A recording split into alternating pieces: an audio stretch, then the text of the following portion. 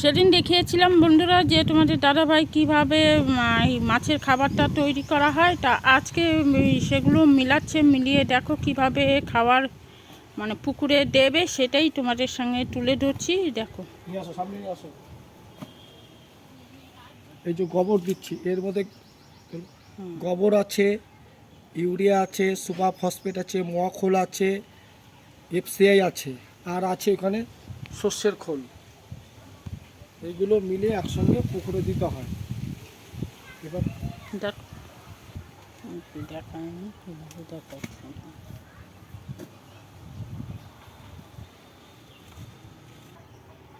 এই যে নিয়ে এসছি, এবার দেখো পুকুরে দেবো।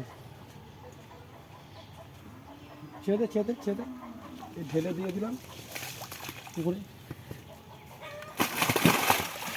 চলো, এর সঙ্গে দিতে হবে সর্ষের খোল।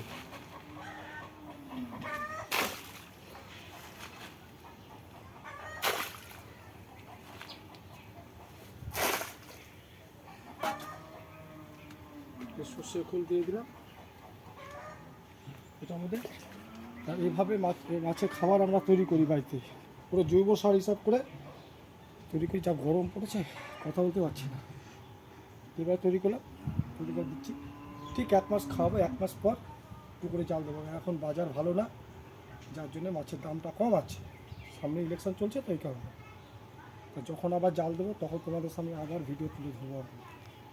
তা ভিডিওতে তোমাদের কাছে কেমন লাগলো লাইক করবেন, শেয়ার অবশ্যই করে আমাদের পাশে থেকো।